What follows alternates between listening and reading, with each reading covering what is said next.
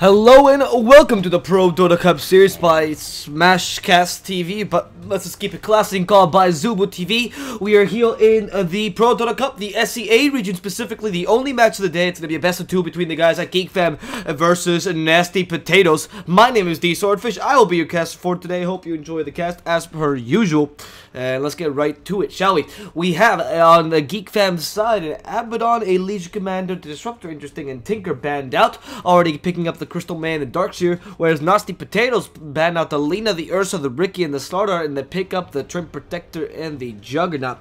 Trim Protector and Juggernaut are lost to stay in lane and able to actually push down towers quite quickly. The help of the Living Armor and the Healing Regen from the Healing Ward actually allows you to have a good sustained push. You combine this with, say, some nicer lane support. The Crystal Maiden would have been ideal, but, you know, there's a lot of possibilities still. Vengeful Spirit, for example. And then you have an insane amount of tower pushing, in addition to some secure lanes, in addition to some nice supporting duos, because Trim Protector is quite one of the best ones. I just forgot to do that. Cool. And on the Geek side, we actually have a Darkseer Earth Spirit combo. We've seen this from time to time in the SEA version of this tournament. Quite a strong combo if you can do it properly. That Boulder Smash plus Vacuum is really effective. And then you combine the Crystal Maiden possible Freezing Field to create a very decent team fight. On top of that, Earth Spirit will have no mana problems in the early game due to Crystal Maiden's aura, which is great. And you also have a really nice ganking partner together with Crystal Maiden. And now, let's look at the pick for Nasty Potatoes, because I really like that. Witch Doctor as the second support. Actually, Witch Doctor and Trim Protector are the two supports, Shadow Shaman aside, they used to be, with the highest base attack damage. So, the Maledict with the Trim Protector plus the Witch Doctor is actually a ridiculous amount of damage. And on top of your physical damage and the magical damage from the Maledict, you also bring the healing from your Voodoo Restoration. So we already have three heroes that all offer healing of some shape or form: the Healing Ward, the Leech Sheet, the Living Armor, and the Voodoo Restoration, which allows you not only to have the sustained push I was talking about earlier, but it also makes you really hard to kill in team fights. In fact, an Ancient Apparition would have been nice against these kind of lineups.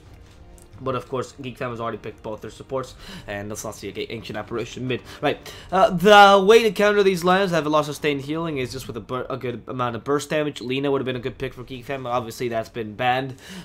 A Puck, still a possibility, it does silence the Witch Doctor, but no, they're going to go for the Slark for now as their carry, not picking up their mid hero yet. Slark is pretty effective against Juggernaut, can always evade the Omnislash with the Shadow Dance, regardless of what vision they have of you or whatnot.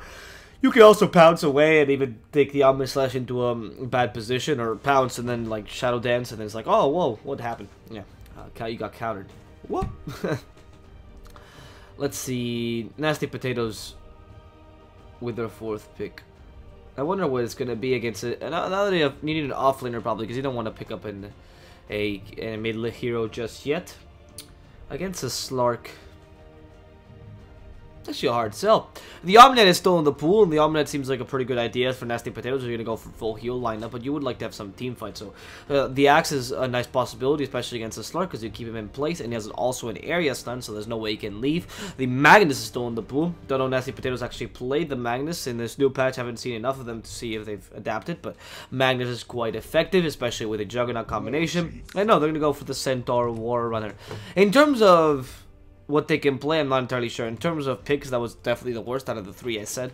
The Axe and the Magnus are much better than the Centaur Warner in this situation. The stun is going to be easily evaded by a Starkle as long as he plays well. He is quite tanky, gives you mobility, but doesn't offer much more besides that. Doesn't offer the healing and the combination. Not much synergy with your lineup for now. And his magical damage is just, I guess it's good against Slark in general, because you have the double edge plus the hoof stomp.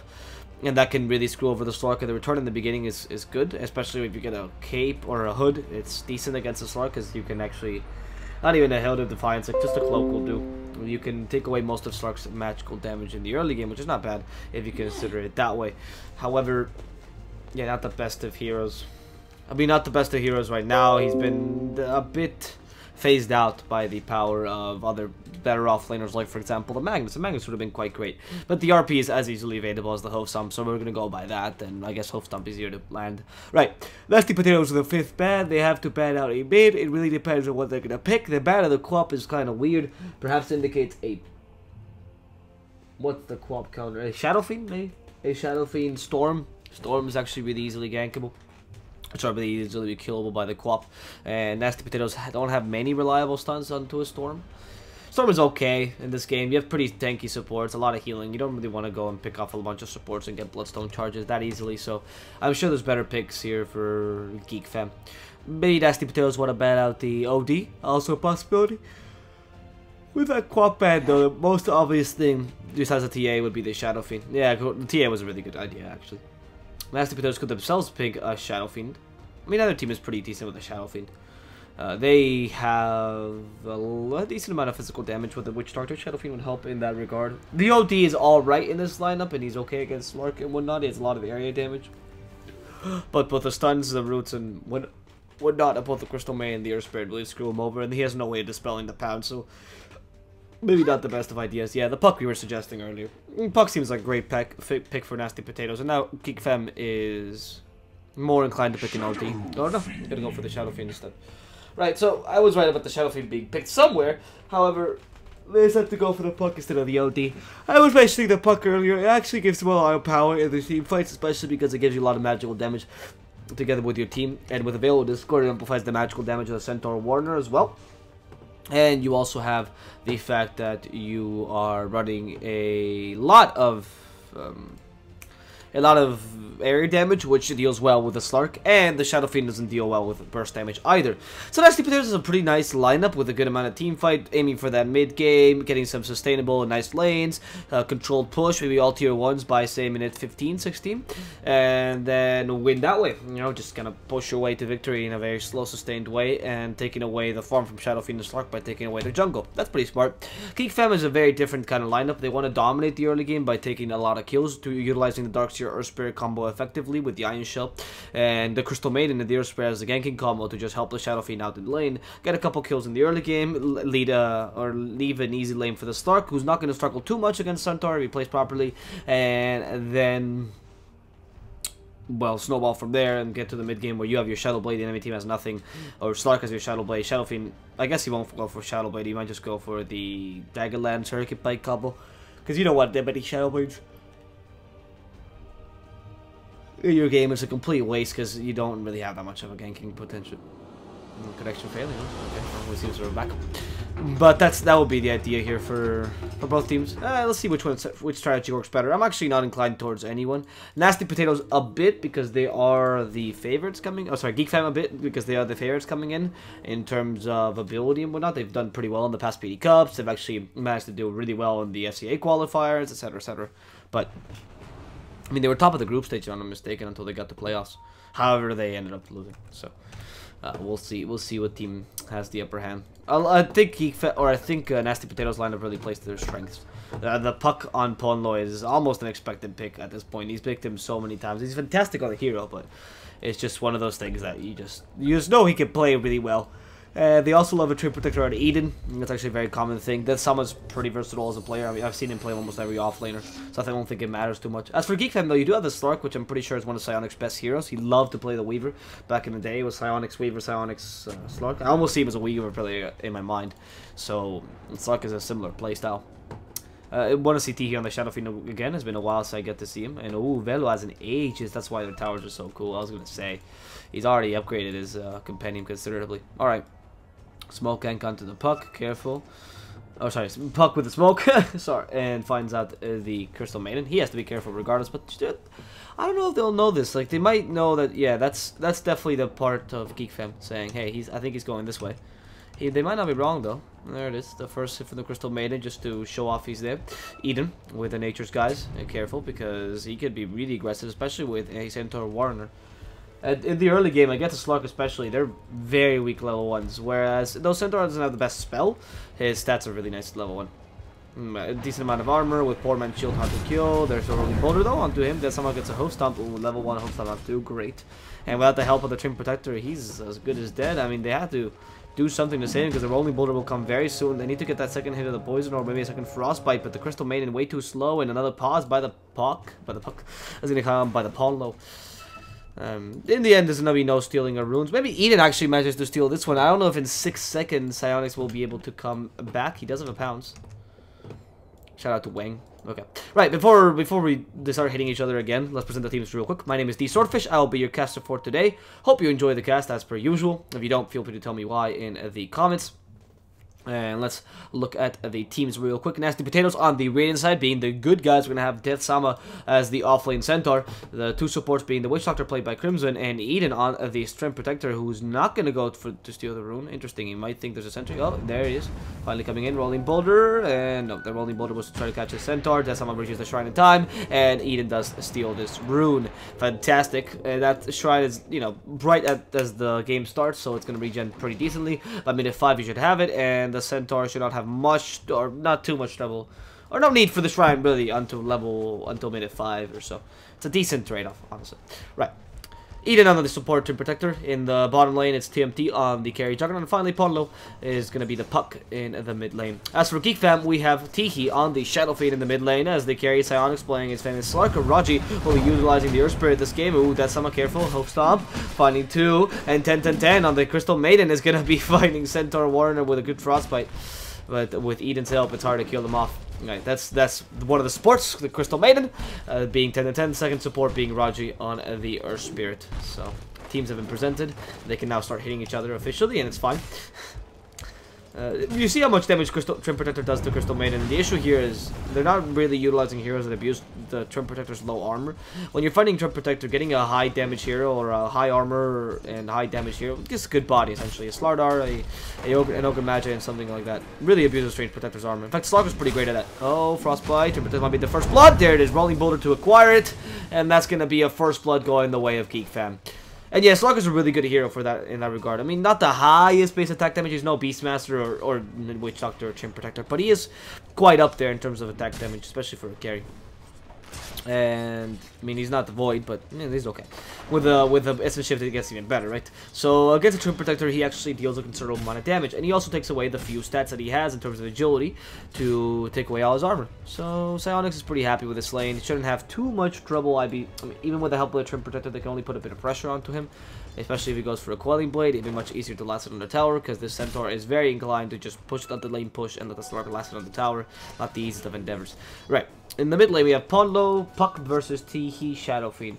Who has the upper hand in a Puck versus Shadow Fiend matchup? It's honestly kind of hard to say, though everyone just blindly says Puck, Puck, Puck. It's not actually entirely true. It really depends on how much the players practice this matchup, first of all, and it depends on the support rotations very much so, because the Shadow Fiend is easily killable when support rotations come in. Oh, Ponlo should notice something. He has not yet. Raji has been moving pretty easily. Okay. Though the support rotations make Shadow Fiend pretty weak. If you just go straight up on the 1v1 matchup, Shadow Fiend has 3 raises. You can only evade 1. It's actually quite hard to deal against that.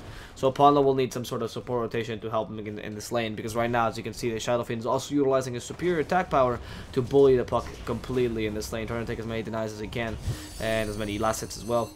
However, it's a pretty even matchup, honestly, between these both heroes. The only issue would be, again, the support rotations. The Witch Doctor can make life a living hell for this Shadow Fiend. He offers a lot of damage with a Maledict, and the Puck offers a lot of magical damage together with that.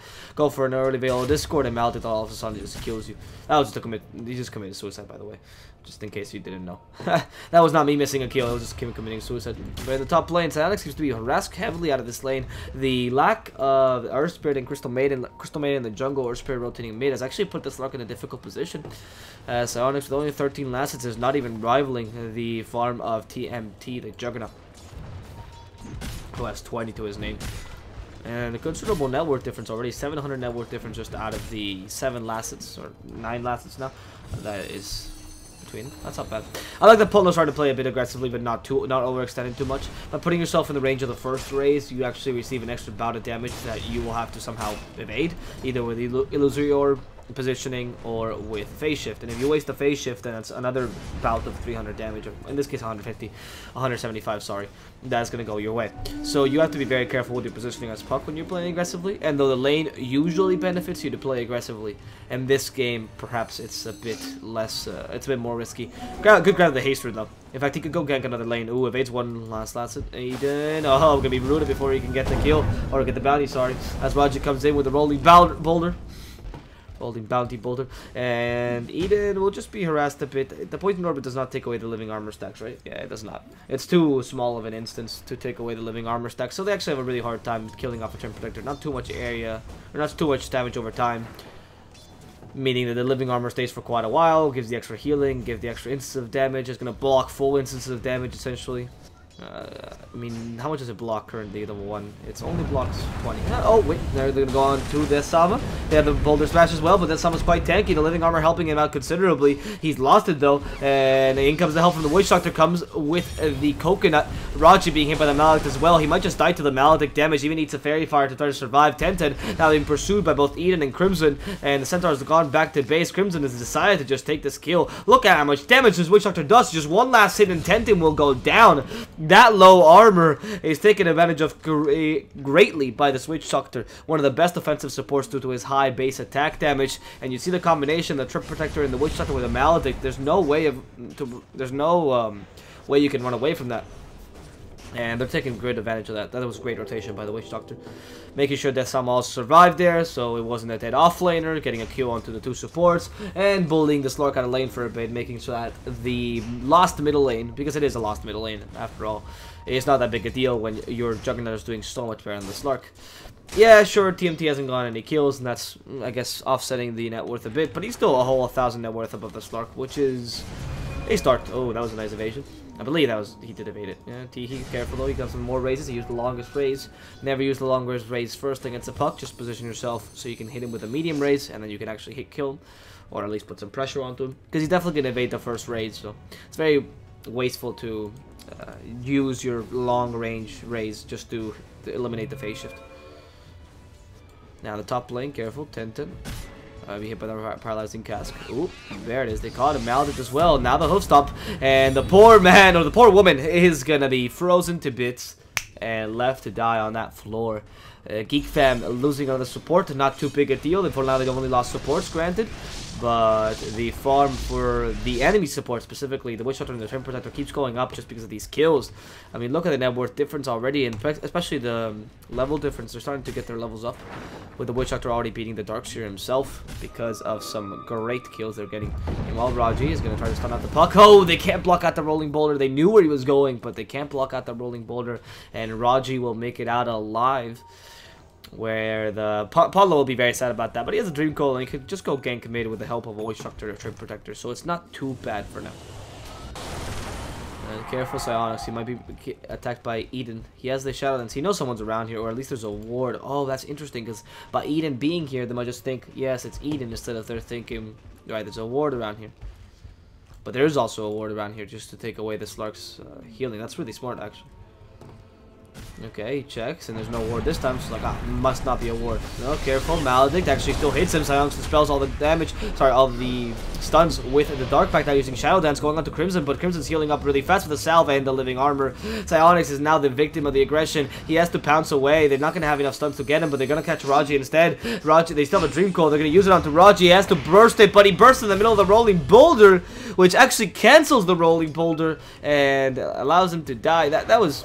okay, I mean, I guess he had to try it, but that was just, there was no way he's going to survive that. Psionics now being targeted again. Wow, they really want to kill this man, but the TP from Raji is going to make this impossible to happen. Eden is not going to be the next victim for the guys at the Geek fam, as they try to kill him, but the living armor will only give him a couple more seconds of life. Psionics not even needing to help out in that kill, and instead it's just going to be the 2 supports allowing themselves a kill on the Trim Protector. Tihi, meanwhile, in the back line says, hey, I want to get a revenge kill, grabs the Bounty Rune. They don't know they saw this. Ooh, the Witch Doctor's actually being quite wary. Did they see him grab the Invis Rune? Yeah, no, shouldn't see the rune. Oh, yeah, sorry, yeah, that's a Nasty Potatoes ward. Yeah, they should have seen the rune, so they're fine. The Shadow Feed is obviously invisible. Well, they know about this, so they're going to play around the tower and not let themselves die to the enemy. That's pretty good play.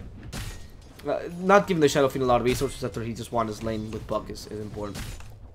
Going back to the last sets, we'll see that the difference between Slark and Juggernaut's also becoming quite considerable. And Juggernaut's actually going to get a kill here on Velo. Well, pretty easy, use the Omni Slash and the Blade Fury, but the TP is going to make his life a living hell. He has 10 seconds to that TP, more or less, actually only 5 because of his great mana regen. And with that, he has to use it really quickly. No, he's not really cut out in the end, so he should be fine. Actually, just gonna walk out, not use his TP, be safe about it. Good idea. Don't waste that thing and put it on cooldown. Polno, you have to calculate the raises. That was a mistake. You have to understand what raises what. That was clearly the long range and then the medium one. It's very important when you're playing Puck Shadow Fiend, and this is why probably the Shadow Fiend is winning this matchup, that you know what range the raises are, because that's how you evade them. That's how you know when to phase shift, when to lose your orb, when to not waste your spells. And right now that's not happening for the Puck, which is alright. Maybe he hasn't practiced this matchup too much, you know, but it's important to. Just by one mistake, a small mistake or small thing like that one shows who's, you know, if you're used to this kind of matchup or not. And Pudlo's a great Puck, but you have to be wary of those things. His phase shift does have a cooldown, and the Shadow Fiend deals an immense amount of damage. And he did win the lane, so that's another assumption we're making here. You know, TMT in this bottom lane is starting to just go for the Yasha straight up, Manta style straight up. I like that choice, honestly. You could take away the Frostbite, the silence from the Earth Spirit. And you can evade the Requiem of Souls to some degree. You can evade part of the damage of the Requiem of Souls if you're good enough with it. And you can evade the Rays and stuff like that. Oh, actually even dispels the Pounce. No, it's really good. In hindsight, it's actually a really good item to pick up first. Usually it'd go Yasha Diffusal Blade Manta style, or it's a variation between both, but in this game specifically the Manta style is fantastic to use. And they'll just start taking the tier 1 tower down bottom. The tier 1 tower up top also didn't receive any damage, but you're with a Trim Protector, so it's even harder to push this tower down, whereas the Juggernaut has more of a leeway when taking down this tier 1 tower bottom. It's probably the mid tower that's going to fall down first. He really determined to take this. Living Armor could come in, no need for it actually, or they don't see a use for it. He actually has it off cooldown, use it a bit later, and there it is. They caught Tiki out with a Dream Coil. Now the silence, he can't use his Requiem of Souls. He wants to get the tower hail, but he's going to use the Requiem of Souls a bit too late now, dying in the middle of that Requiem. And the Armistice will come out, burst onto 10-10. Goodbye, they say, as they cut her down to pieces. And Psionics from behind not only catches out the Puck, but it's failing to catch out the Juggernaut. Pounces onto him. He has no way to dispelling it. Just hit the Healing Ward comes out. They can't destroy it. And the Trim Protector wants to help him out with a good Living Armor. The Healing Ward is also helping him to survive. Psionics, in the end, will have to give up on this kill. The Blade Fury is available, though, for the Juggernaut. It could deal a lot of damage, but right now, seems like Psionics is too dangerous to target, especially with those infused raindrops. They do lose the tower. They are not able to deny it, but they take a tier 1 tower bottom, so it's a trade. However, losing that Puck for a kill on the Shadow Fiend. Oh, no, actually, super even trade. Super even trade.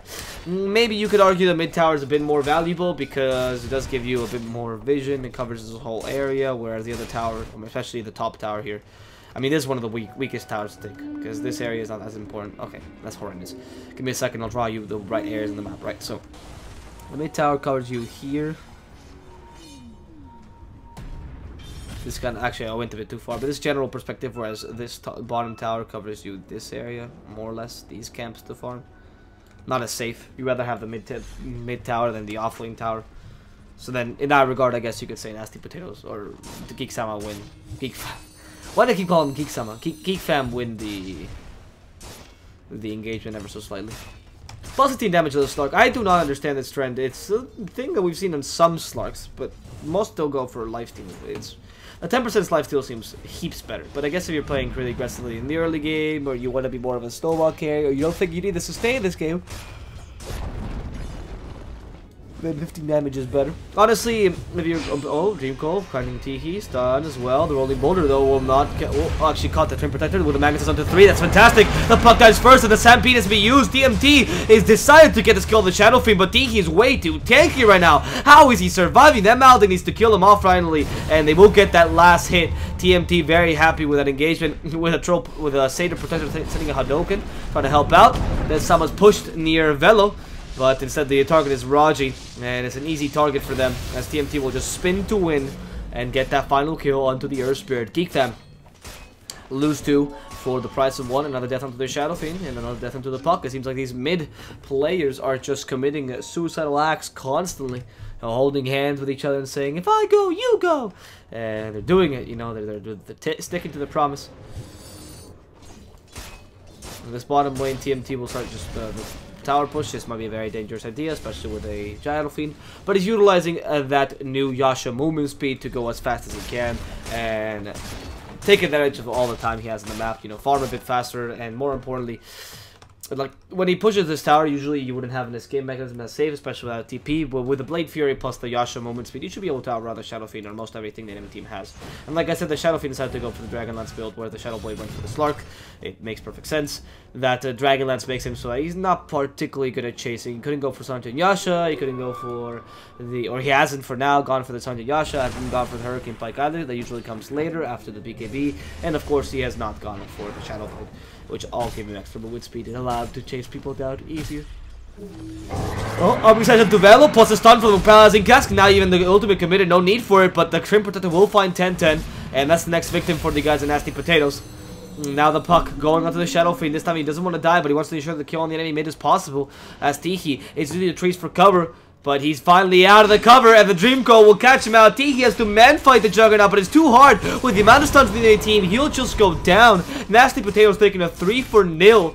And happy with this engagement, will now proceed to push down this tier 3. Great Omniscience in the beginning, catching out the Darkseer right when they needed it. No team fight, and then the rest of the team fight, or the rest of the engagement was quite easy for them to do. That's good. With this, it seems like TMT is going to be pushing out this bottom tower, but not committing to the tower itself, just pushing the lane itself. So this courier is not dead yet, but Raji's guaranteed to kill it. Oh, that rolling boulder doesn't hit the courier, did you not know? And now Psionics put himself in that position. The courier season, they end up killing it for no reason. Psionics will just pounce away. Oh, God. That was painful to watch. they just see him pounce up, and they send the courier to get vision, I suppose, and then they just lost it. Neat and careful. They have living armor, frostbite, and he's caught in place and dead.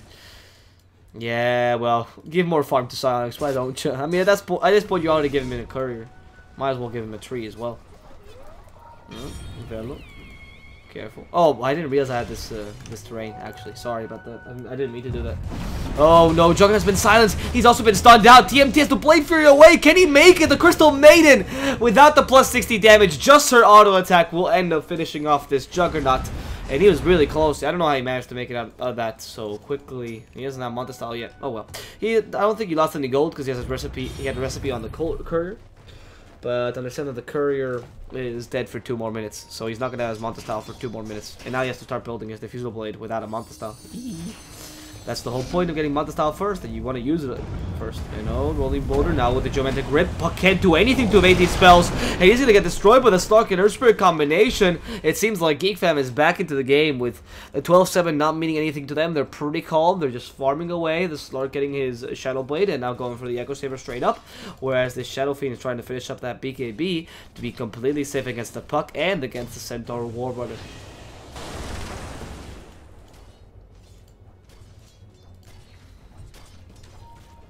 Psionics meanwhile taking down a lane of creeps and getting a... Oh, no, sorry. Never mind. I thought I was going to get BKB. Oh, I like the +2 mana regen on the Centaur. It's actually quite useful of a spell, because you usually don't go for mana items, and the plus 35 damage is wasted on you. You are not really that much of a hitter. I mean, I guess with Hoof Stomp, but usually Hoof Stomp double edge, and that's it. And you really deal more magical than physical damage. And I wonder later, I mean, in terms of his talents, I think that this game, even though I'm a big fan of the Return Aura, it's definitely the Hoof Stomp game, because you don't really have much more team focus as a Centaur. It's usually Centaur, Puck, and Trim Protector, right? So, but in the later game, Dream Coil, either he goes Ags or he just won't be that useful, and I don't think he's going Ags. So Centaur getting an extra second Hoof Stomp is pretty useful. Oh no, Juggernaut. He's been cut out, stunned, has to Blade Fury away, will survive thanks to the Hoof Stomp of the Centaur. He hits both of the double edge as well, and Deathsama's he's determined to follow Raji. Blocks the Rolling Boulder, second double edge, and that's the first kill onto Raji. Now has to stun out the Crystal Maiden, won't have it in time though. And now it's time for the Slark to die. Sentry's already got him out. Dream Coil, the Hoof Stomp, now the Death Ward as well. Committed to the Slark, and they get that kill. 2 kills that were very much needed for Nasty Potatoes. Very important kills. And we'll set him back up in terms of the net worth. They're going to now go to the middle lane. Deathsama utilizing a return to try to take this tower a bit quicker.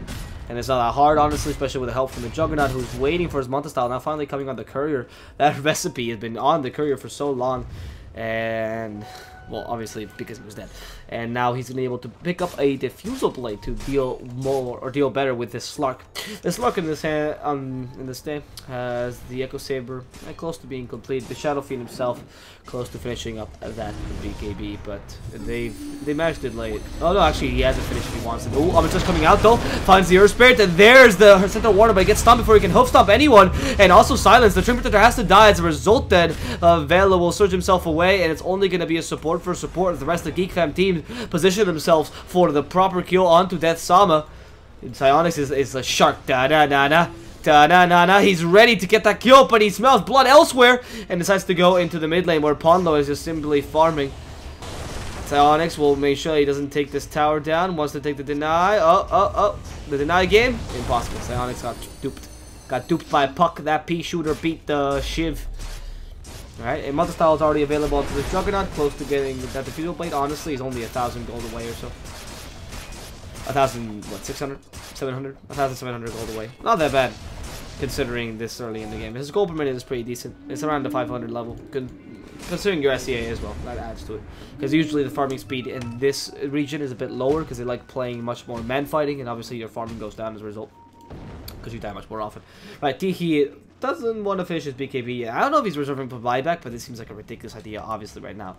So I don't entirely know why he doesn't want to finish his BKB. Maybe he's considering getting other items like Sancha and Yasha, another great item if you do want to grab it at this point in time. Oh, Silence. And not be hit by the Hope Stomp. But in comes the Puck, and this could be a nice little kill from Ponlo. Because he comes with invisibility. Nobody in their team has invisibility. They don't expect this. And if the Geek Fam guys join them and try to go for a team fight, this could prove very bad for them. Oh, never mind. Eden is a guy. 2 little hits. Uses living armor, but too late. Oh, great Hope Stomp right after the Dark Pact, in with a Roof Trailing as well in his Overgrowth, which doesn't seem to hit the Slurk at all. Okay, I don't know if it hit. Maybe it doesn't hit invisible runes. What? Okay, 10-10. And being slowed down with the Stampede. Wonders what was happening. Raji's gonna be caught out. There's the Silence and the Dream Call into 2. Catches Velo and Raji. Neither of them has escape mechanisms. 10-10 will be now able to TP away. Velo will be slashed to pieces thanks to the Omni Slash. They already killed Raji, and Velo has enough health to survive this. Nah, they're gonna find him in the trees anyway. So Geek Fam will lose 3. And not much was wasted, but an Omni Slash for Nasty Potatoes. However, the net worth does not change for these teams. Frankly, it's just Geek Fam are farming very well in managing to keep these kills at bay just through farm from the Shadow Fiend and from the Slark, who are not dying in these engagements. It's a Shadow Fiend with a Butterfly that is ridiculous. A Butterfly 21 minutes in, there's no way anyone in the enemy team can get MKB. Goodbye to your physical damage at this point in the game. In fact, they're going to have to rely solely on the Puck's magical damage. That's why he was saving so much gold up. However, once he gets that BKB, he's pretty much going to be immortal. Puck even decides to go for Dagon. That's really going to punish the lack of BKB onto the Shadow Fiend, so it's not a bad choice. And Eden has found out Psyonix and giving vision. There's the first stun. I mean, Psyonix knows where the trees are around. Either that or he thinks there's a ward. Probably the better thing to do is... Here, I guess the better thing to do is just to show, or to just go around and try to find the Slurk whenever possible, so then he won't know if it's you or if it's a ward, and then he doesn't know if to put a sentry down or just put dust down. And if it is either, if it is you, for example, and they put a sentry down, then super punished because they waste the whole sentry. Or even better, the Twin Protector just stays in an area for a while, behaves like a ward, and then they, oh wait, they're gonna go on the Dark Sphere. They have enough to stop him. There's just nothing they can do. They have the Purge from the Diffusal Blade now, and they even use the Purge for all the stuns they can muster. That Dark Sphere was meant to die.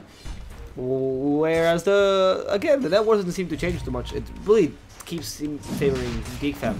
They managed to bring him back up with him because of the back down because of the dire side, not someone against Geek Fam. They managed to bring him back up because of the Slark's farming and also the Shadow Fiend's really good Dark back there, but still hits him with a double edge, so that's enough damage to push him away. The whole point is to get some time for the Roshan to happen. They're probably not expecting this unless I honestly see someone outside of the pit.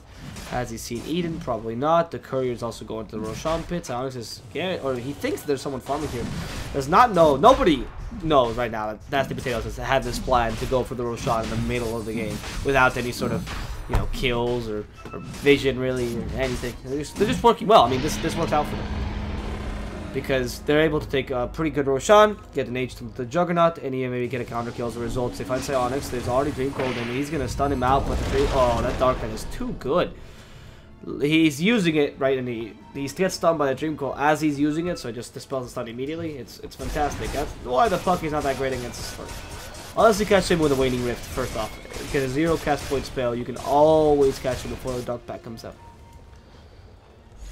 We'll see if it's 0-1 technically, whatever. Oh, Boulder Smash from Raji. Now the Magnetize, a bit of damage, but in comes the puck. No Dream Coil though, as he just wasted on the Slug. That was unfortunate. Requiem of Souls doesn't hit anyone, but this is going to slow their speed and their damage. And Eden will die to Psionics. 2 hits. Jesus Christ, that boy hits hard. But the Geek fam not done yet as they try to they proceed onto this tower, put some pressure onto it. And Nasty Potatoes are also ready to engage here. They're not going to let this tower go down without a fight.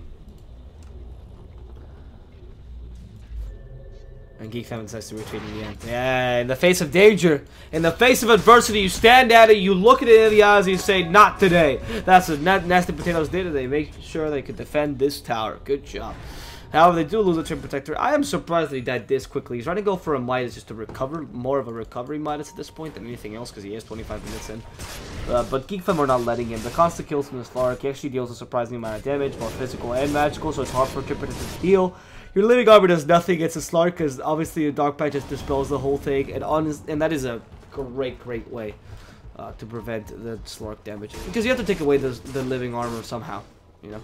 So, when the Slark goes onto someone, the Living Armor is certainly going to come out. Dark Pact, and you got it set. Raji Earth Spirit with a Tome of Knowledge and does the appearance. Okay. Oh, Siren's coming in with a Shadow Blade, and now the Echo Saber. Not going to find anyone just yet. Podla, meanwhile. Oh, actually, Podla might be a juicy target. That's Dagon, though, so it might be a dangerous play. Ooh, he just stole the bounty, so they know that this Slark is in the vicinity. However, they don't seem to be fighting against Psionics. No waste the Dark Pact. No, Psionics, they catch him with a Hoof Stomp. The Shadow Dance comes right in time, but the Dream Call already caught him, and he can't just run away. He's going to be destroyed by the Diffusal Blade from the Juggernaut. Now the...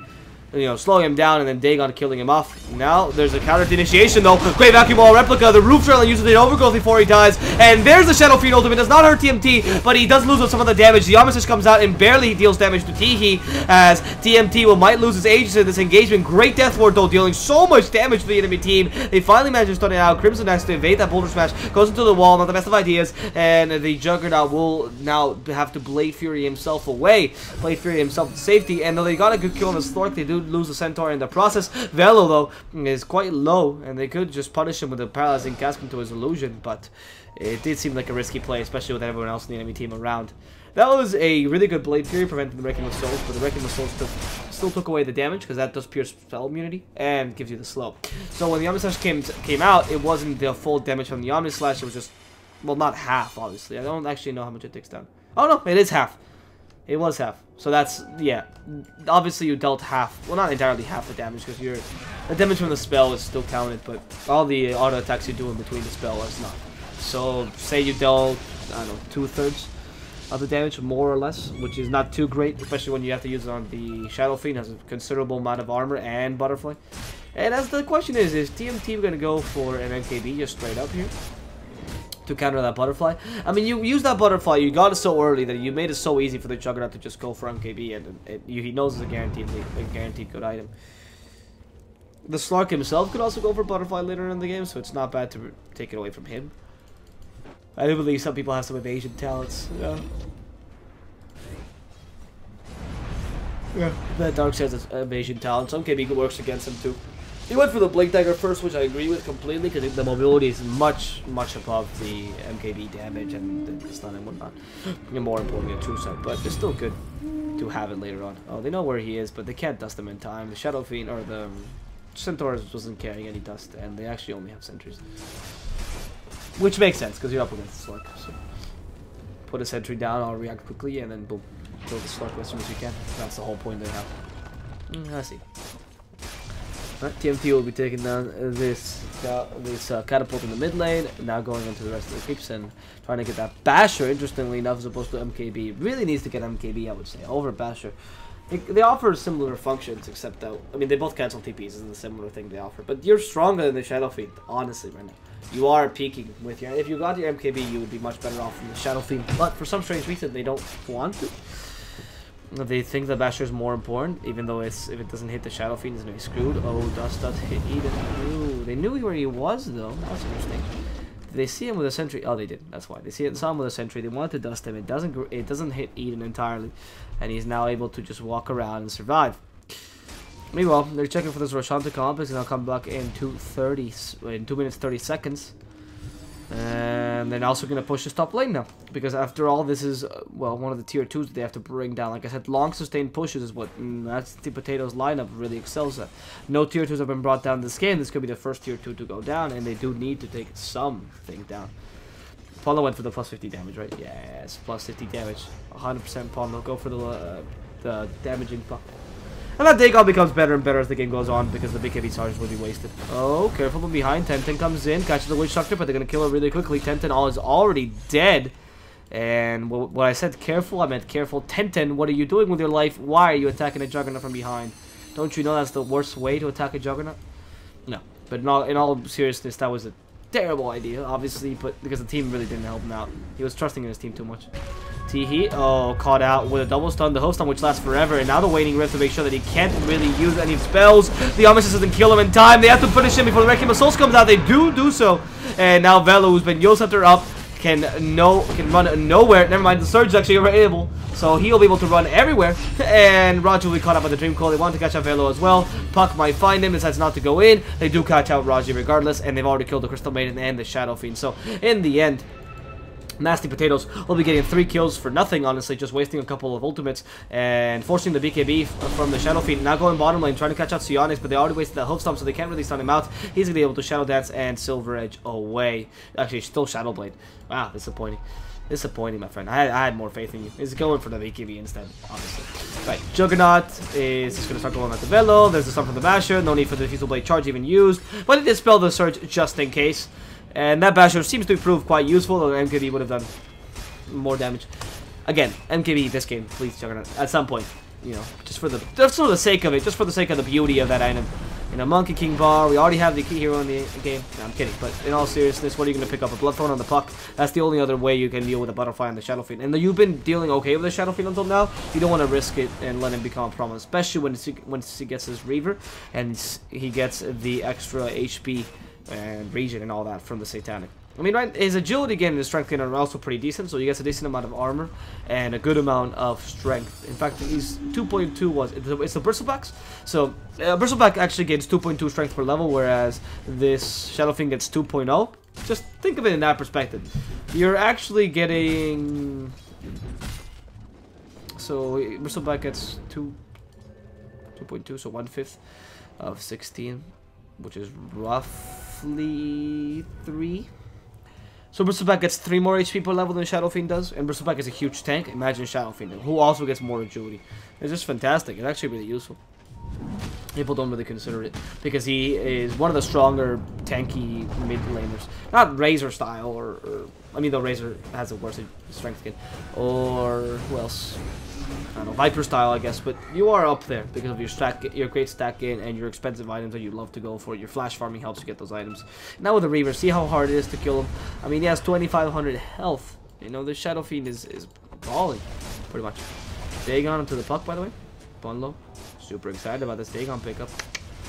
See, that's a level 3 Dagon now. I mean, he had it for a while, but obviously now he just picked up the level 3. And with that, he's going to be able to kill Slark much more efficiently. Slark went for BKB now, so you have to be able to finish him off before he can use it. So stun him out and just, you know, burst him to shreds. Because once he uses BKB and then Shadow Dance, you're done. Teehee, though, is also another target, and with his ever so lower BKB, because it lowers every single time that he uses it. I don't know why I'm explaining that, but he's been using it quite freely, per se. You can use a Dagon when he's up to the 5-second BKB. The chances are you'll be able to survive at least that long in a team play. You have to waiting rift him in the beginning of the fight, force him to go for Requiem of Souls, all run away, and then done. Because the issue is, people don't realize this, the Shadow Fiend in this game, because of the waiting rift and how easy it is to land, especially if he goes for the -3-second cooldown, though that's probably not going to happen, but the waiting rift is such a powerful ability that... and so are the other stuns in the game, that he can only actually activate the Wrecking Missiles once he's BKB'd. Meaning that once he's BKB'd, you know the Wrecking Missile's going to come out, all run away from him, and then you're set. You all have to position yourself properly. Of course, there's more people in the team, but the chances are the Wrecking Missiles aren't used, etc, etc. Okay, Puck has spelled out Frostbite, has the phase shift. Nope, he gets silenced with the Geomantic Grip, and plus the Roshan and the Aegis that are going to get, Geek will also grab a Puck for free. Because why not? The Slug now going for the 10% cooldown reduction, getting the more stacks of Shadow Dance, and I guess more Dark Packs and Pounces, but that doesn't really matter too much. 10% in those abilities is nothing. Teehee will decide to go on to this tower now. In the mid lane, taking advantage of the extra damage that he's getting. The Dragon Lance, also that Satanic, which makes him super tanky. He can just push indefinitely, especially with the Aegis available. He can just save his BKB for once he dies. You know, in they go. That someone's pretty determined to kill a Shadow Fiend, but it's a bit harder. As well, he just heals back up completely. He does have the life stealer now, and he deals a ridiculous amount of damage. We've already established this. Even the return doesn't actually deal damage to him because he heals too much. And Teehee will just continue to go on these towers. Psyonix is joining him. He has a gem, so they're pretty certain about this. Oh, there's a vacuum. Actually hits both with a Boulder Smash. Even though Geomantic Grip, but the Manta Style to take away the silence. And Teehee will now be fighting Death Slam alone. So close to killing him. Can't actually inland the raise. In the end, will lose the potential kills they had there. Great vacuum with Boulder Smash, though. Teehee using the Satanic to heal up. Now they saw the Satanic being used. It's time to attack him. The Omnish illusion, or the Juggernaut illusions, are being quite annoying. But Teehee is determined to keep pushing. Paulo comes in with a Dagon as well. Not going to deal enough damage. For anyone wondering the score is up here. It's 0-0. So, as you can see, 0-0. They'll show otherwise. It also says in the hitbox channel, that's beyond the point. Oh, Paulo, careful! He almost dies and before he could phase shift away, and he doesn't get the Geomantic Grip off in time. Has a Blink Dagger, but it'll stun him right as he comes back from the Yule Scepter. Fantastic Boulder Smash. It's such a slow projectile that getting the stun on the Yule Scepter is actually not that hard. And with this vacuum, only catches Crimson. That's not what they were expecting. They could lose the Aegis any second. Teehee, though, wants to keep on fighting, activate the BKB before the Aegis went down. So he starts hitting Death Sama and will finish him off with the Satanic. He heals back up completely. That's like having a secondary Aegis. And before he loses such a valuable item, he takes 2 kills and heals back up to full health. Jesus, tower's not going to go down to Teehee's damage. It's ridiculous anyway. And the damage from the rest of the Geek fam is also enough to help bring down these racks. There's no other tier 2 towers. In fact, the tier 1 is still alive in the top lane, but they've gotten such an advantage of this. They can take shrines and start taking the tier 1s and tier 2s. In fact, rotating top, taking the shrine and then going on the tier 1 would be the wisest choice right now. Roger's already going to the shrine, sees the Juggernaut illusion, decides nope, walking away. As the Yule Scepter Divinity will be coming up on him. Teehee, wow, with the double damage. Yeah, I think he's just going to go straight up for the tower. Honestly, he has enough damage to take it. So, boom, boom, boom, boom, boom. Look at that. I mean, he lost a bit at the end with the living armor, but once the living armor's gone, it's just like 8, 10 hits maybe. And the tower just goes down. He can even one shot case the double damage. It's a force to be reckoned with. And he's ready to go for the next tower. Thanks to the help from the Iron Shell Darkseer as well. They can push quite quickly. And oh my god, he's pushing against backdoor protection. And he doesn't seem to care much. Look at that tower go down. He just has to clear the lane of creeps. Now keeps on pushing behind with the backdoor protection still enabled. That living armor is actually not even helping enough because Teehee just hits way too hard. And goodbye to the backdoor protection.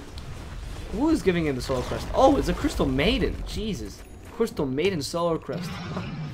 Right. The Puck with plus 50... Sorry, with the Spamplification. Not surprised there. Since he had a Dagon. However, it's a bit too late maybe because the guys at Geek Fam are starting to really take the map domination seriously. And they've already taken one shrine. The whole tier 2 and tier 1s in the top lane. They're going to go for the bottom lane now. And it's time for Maycreeps to come out, and this Shadow Fiend is a god. Meanwhile, the Stork has not fallen too far behind either. They're going for the Silver Edge, and even though he's 5,000 away from the Juggernaut, there's the same difference between the Juggernaut and the Shadow Fiend. So he's just become a useful position 2, I guess, instead of position 1. And the Shadow Fiend being the main carry. I mean, Silence has a lot of power, just because of his skill sets in general, and I guess the items are pretty useful as well, but it's mostly the skill set. He's really hard to kill because of the Shadow Dance and the Pounds. Doesn't need that many items as a result, though it's nice to have him. As long as the Shadow Fiend opens a place for him to farm in the team fight, or opens a place for him to attack in the team fight, and then he's pretty much set. He's like the running back and the Shadow Fiend is more like the frontal, or the lineman, the center. So you open a space, or not even the center, the blockers, is what they're called, the guys who block and help the running back out, if anyone has ever played American football. So the blockers, the Shadow Fiend, and then the Slark just has to attack whenever you can. Oh, there it is. Going to take away the return, also most of the damage. Good stuff, but the Dark Replica will take it away, and the Vacuum Ball Replica will put the Tree in a difficult position. Eden's about to deal down. They actually don't have enough damage to finish him off. The Magnetize might just kill him, and Silence will just jump to him. And though the Pounce misses, the auto attack won't. As Teehee will now proceed to push down his bottom lane. He's already taken the tier 2, so they're ready to attack. TMT wants to defend. This is the best of his ability. But with Teehee's damage, it's kind of hard, especially with the Solar Crest also aiding him.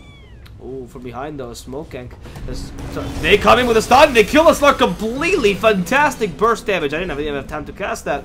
As TMT now wanted to get another kill. And the Shadow Fiend doesn't actually have an Aegis. Oh, look at that. They're actually saying, hey, he's wrecking me. He's wrecking me. Or there's a ward here. One of the two. But I think they can hear the wrecking assault, so that's quite smart.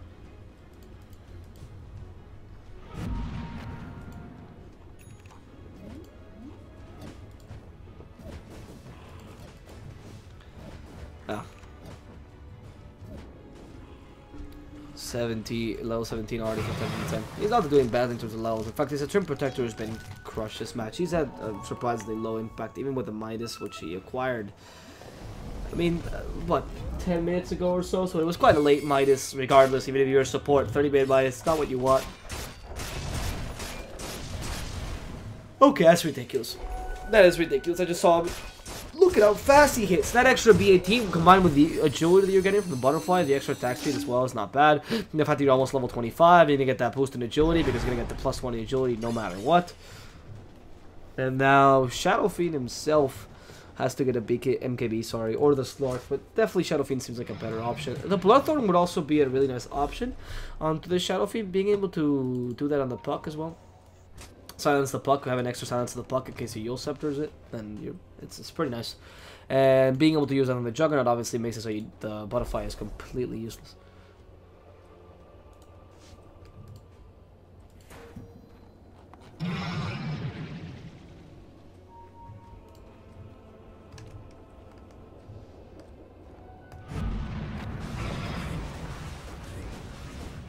Alright, we'll be taking down some Asians instead of going to go for the Scotty. I do believe the MKB would be a wiser choice, but I don't know if they've seen the Butterfly just yet. Actually, yeah, they should have. They should have seen it. Regardless, I don't like the MK. I don't know why the MKB is phased out so much. MKE or Bloodthorn, one of the two, just to counter that evasion, because you really are concerned about not being able to kill a Juggernaut in the late game. He's not that weak. In fact, you only have beat him with a 2,000 net worth, and your other carry, the Slark, is not particularly the strongest to carry for them.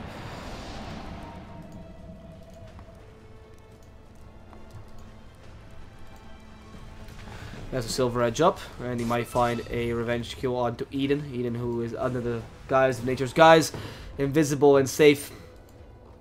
Teehee is pushing this bottom lane pretty much alone. With the Scotty, it makes him even more unkillable, so that's a fact to be mentioned. The BKB Satanic combo is already powerful enough, even with 5 seconds, to heal yourself back up to full health. And you deal such an insane amount of damage, such an insane amount of health, I don't think anyone can bring him down. And the lack of MKD on the enemy team makes it so that the Butterfly is still relevant this game. Because they still have bought an MKB. God damn it. Teehee, look at that. He actually barely takes damage from the tower. I mean, they're dealing some magical damage to him, but he heals it back up completely by hitting like 2 or 3 creeps. He doesn't even care that he's being hit by the tower. He's going to continue hitting it because he knows that the way the creeps aren't hit too much of. And there finally is the aggro that someone goes onto him. The hook stomp from behind though, coming Ponlo, his Illusory Orb. They want to go onto Teehee. The BKB activated just right second. The Stampede though ensures the kill on the Crystal Maiden. They haven't taken the tower just yet. The Almond Slash will be prevented by Roger Yule Scepter, but they can Diffusal Blade him out of that.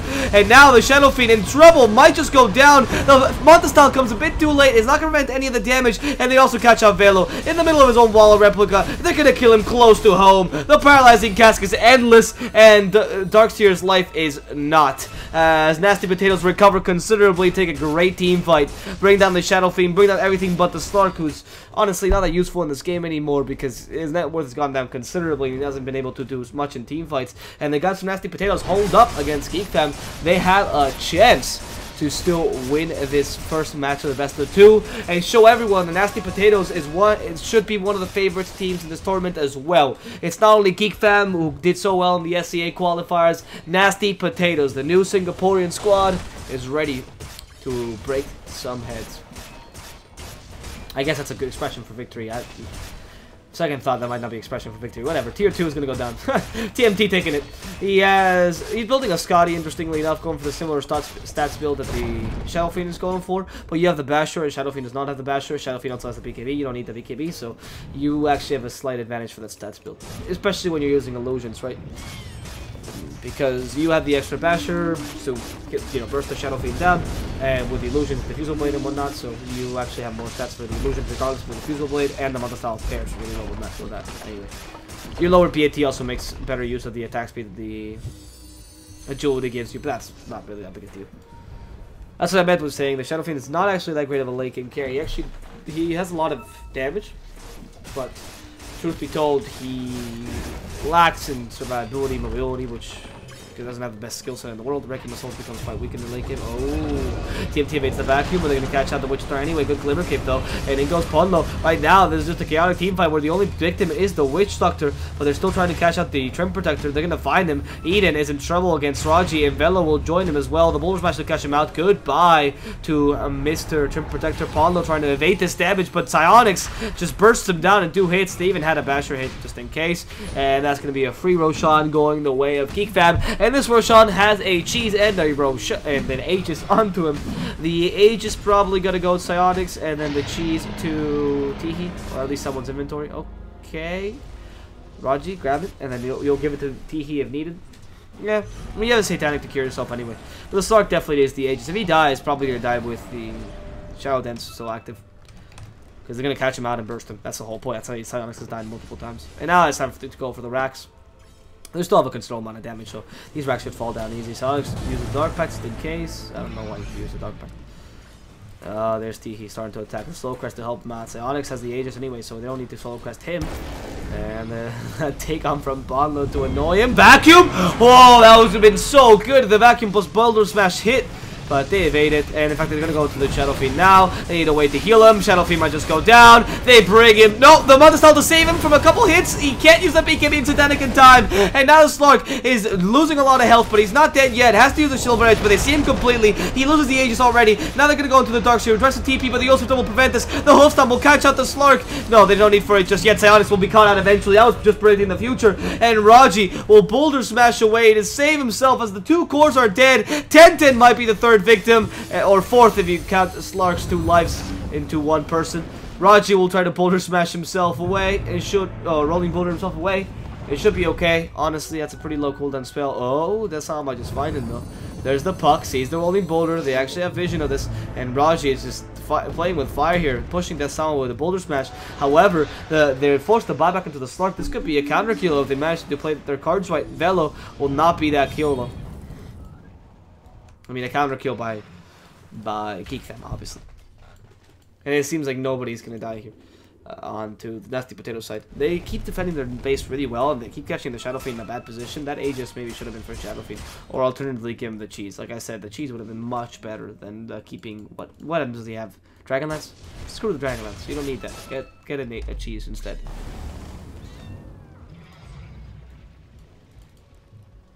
Psyonix with a Solar Crest. Hard to kill when he has that on.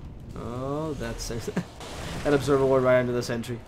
And they have a gem, so they should have seen that. Yeah, they should have seen that, but they just chose not to reward it. The attack from Nasty Potato is much more controlled now, because they know they can't go too far. They forced the buyback on the Slark, so it's the enemy team that's going to overextend and die here. You still have all your buybacks, but still a dangerous position you're playing at. Have you noticed that we haven't seen any Wrecking of Souls this whole game? It's mainly because there's been no chances because of all the stuns and silences that Nasty Potatoes bring out. You need to use the BKB for the Wrecking of Souls, and honestly, right now that's not that useful. You'd rather use the BKB for Satanic at this point. Second Roshan, but Roshan still has 5 minutes to go. Sadly, that Aegis won't be reclaimed, as the Aegis has already been tipped right off the Slark's hands when they killed him twice. He's going to have the cheese for now. Don't know if I agree with Slark cheese here. I think the Shadow Fiend has clearly proven himself more useful, and he keeps dying in dumb positions. So a big cheese for him. Shivas for the Centaur, by the way. Getting him a bit of extra armor, and more importantly, the extra damage that it offers you. It's pretty great. Okay. The bit of extra damage it offers you is probably the top thing here. The extra 200 damage to clear the creep waves, together with the double edge, and obviously a hoof stomp. You also have the ability to really slow down the enemy team, which is really nice. And we'll see now what he goes for. I mean, if he didn't go for the spell amplification, it could be that he just goes for the gains return aura instead. It wouldn't be too bad against a Slurk who relies too much of attack speed, and the return aura is actually very powerful for defending structures. Or even just because the Slurk, at this point the Centaur's going to be able to stay alive for a long time, that's why he went for the Shivas. And the return aura will hurt the enemy team quite a lot. The Slurk is not particularly, he's more of a glass cannon, leaning towards glass cannon as opposed to just being a tanky hero. And the Shadow Fiend is quite tanky. All that damage from the return piles up, and if he wants to try to heal himself with Satanic, the return aura will make it much harder. Oh, somewhat harder. The Scotty's still the next option for Juggernaut. Oh, they're gonna find this Shadow Fiend. This is a pretty important kill they can find in the Dagon, even with a Vessel Blade. They really committed to Dehe, but Dehe should be able to make it alive. The Omnish came out, it's not hitting him at all because it's just preparing him on creeps. The poor Shadow Fiend, he just keeps staying alive. The Wrecking Assault will finally come out there, stun him again, and now they bring him down with a freezing field coming down on the enemy's heads, and they do catch on the Juggernaut, stunning him out with a Boulder Smash. Crimson trying to help him with a paralyzing cast, very good paralyzing cast. The Dagon almost kills the Earth Spirit, but TMT is about to die here. There's no more healing for him. The Voodoo Restoration can only heal you so much, and Nasty Potatoes already lost 3 in exchange for only 1 enemy mid. Ponlo decided to leave this team fight. Crimson is now caught in the middle of the trees and will be the last victim, or the last offering, the sacrifice for Geek Fam, as they only let Ponlo survive. And though they do lose the Shadow Fiend, it seems like they're trying to get the Slark back on his feet, and it's working for them. He still has his cheese, they don't need to use in the team fight, and that Shadow Fiend taking so much damage for his running back. That blocker worked wonders for them. And all that Geek Fam did as a result was, all that Nasty Potatoes did was pretty much try to initiate with the Abyssal about a bunch of creeps. Using the Abyssal Blade even too early as well, but that was the only mistake really. It was really the Omnisash that really screwed them over. The Omnisash around creeps was just not really I don't even know if it was a mistake or just bad luck for them, or they didn't calculate everything properly, but it didn't work out whatsoever.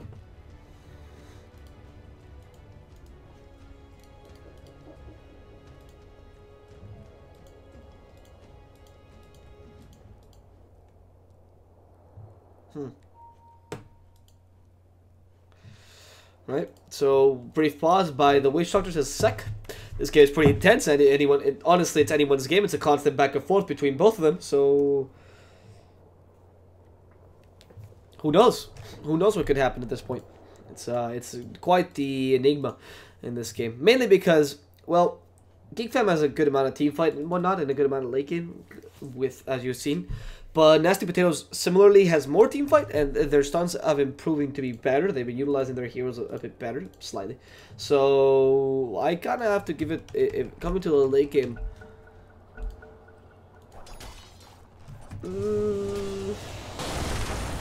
Coming to the late game, I kind of have to give it to Nasty Potatoes a bit more. Honestly, their team fight is a bit superior, even though you're fighting against a Stark who's a pretty good hero coming late game. It just doesn't work that well. Don't know. We'll see how it pans out for both teams, because it also will depend very much so on a Geek Fam will try to play more of this. It will utilize the smoke axe more often and try to, instead of playing the counter initiation game that they've been playing until now, just which was similar to how SG Esports play their Slark.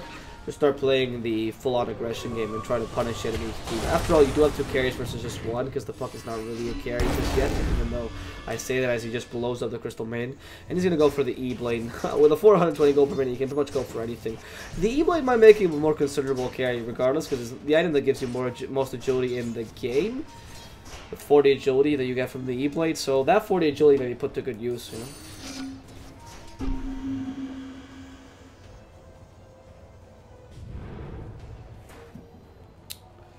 Let's see, Ponlo can find. No, they're not going to try attacking this bottom lane. The push will continue, and it seems like Nasty Potatoes will try with another team fight again. However, Roshan is up in a minute, so if they do manage to get a team fight, that will be 3 towers. And in case they don't get racks because there's buybacks or whatever, you can still... In fact, are there buybacks? No, they're not, and they don't know this. Wow, this team fight could be lethal, because this is not only a free Roshan, they get free racks, free game, honestly, at this point. All they have to do is win this team fight, keep the enemy team in base so they can't use the Roshan efficiently, and that's it. Or they can't take the Roshan, and then that's it. That's all they want. TMT, Arch has to hit his tower. They go onto him. They take away the pounce, though, with Manta style. And they go, Pawn low, careful, paralyzing cask. Oh, Velo. Oh, Velo. Just we're seeing a bit of damage, but with a pipe, he's going to be perfectly fine. Hasn't even used it yet. There goes the Sentinel, though. Stun. Alex the Dark Pact, so it's fine. And Boulder Smash doesn't quite hit anyone for now. It just seems to be a bottom lane standoff. Just a Mexican standoff here, where as soon as anyone shoots, everyone else dies. Or almost everyone in the team fight dies. And in fact, they don't even want to use this time. The Stampede, they're going to use it to just tear the TP away. Okay, what is Crimson doing? He was about to TP and instead he wants to get caught out. That rolling boulder wouldn't have caught him in time. They actually didn't have vision over there. Oh, a nice waiting rift to prevent the attack on the Witch Doctor, but they still had a Yule Scepter to attack him. Yeah, this Witch Doctor is as good as dead. Velo already fine. Silence is also joining in. They're just going to leave Crimson to die. He has a Glimmer Cape, so he's going to be fine for a bit. They're not even going to follow through here. Psionics is coming in, though. And it's not supposed to get the kill. Yeah, that's a demotion. Not that interesting. Obviously, the support is made to die. Ooh, Omni Slash? Or no, this is the illusions. Okay, I was gonna say. When you hear like a lot of hits happening, is either Juggernaut hitting something or Omni Slash, right? But in this case, it was the Manta style illusion. Still, it's a satisfying sound effect. Really satisfying sound effect. Even though it doesn't sound like what I don't think a sword would sound that way. It's more like a sword hitting into the.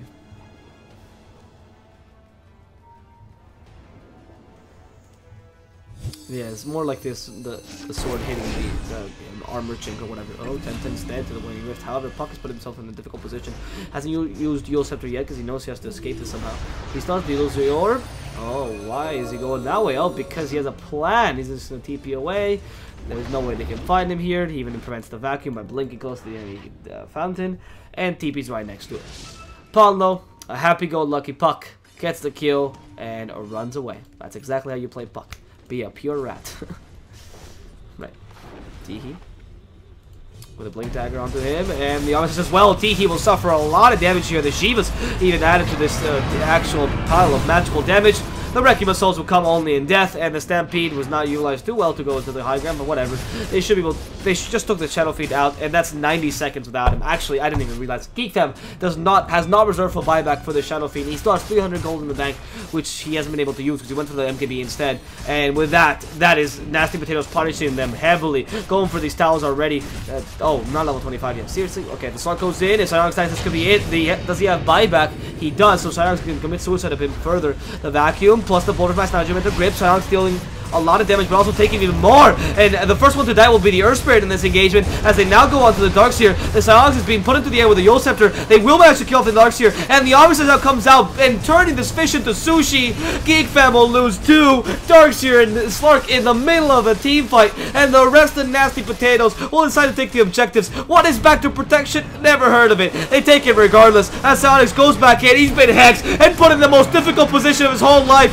Where are you going to run to? Where are you going to go? Psionics just like a poor orphan. He's brought down without his family around him, and 10-10 will also die in the middle of this vacuum, beautiful vacuum ball replica that will do nothing for the Geek Fam team as they lose both of their cores, their supports, and now their off laner. The last thing left in this game, the GG's already been called out, so let's face it, guys, this is over. Nasty Potatoes, after an impressive comeback, will take the first game against Geek Fam of this best of 2. And what a victory it was by Nasty Potatoes. Congratulations to these guys who managed to take, again, the first game against Geek Fam and proving themselves as one of the stronger stacks in this tournament. Let's see if they can take game number 2. My name's been DSwordfish. Hope you've enjoyed the cast. If you didn't, feel free to tell me why in the comments. And if you did, feel free to like me on Twitter at DSwordfish. I'll put the link in the chat. And for those of you that weren't able to watch or had some sort of issue watching, I always post the replays on my YouTube channel, so you can like me on Twitter. There's my YouTube channel in the description there. I mean, I'll post it in the chat as well, so feel free to check those out, as that way you can, you know, rewatch the match if you missed an important factor, analyze the teams, whatever you want to do. Obviously, I'll upload it on my channel, and that's it for now. We'll come back in a couple minutes, enjoy some tunes while you wait, and until next time, guys,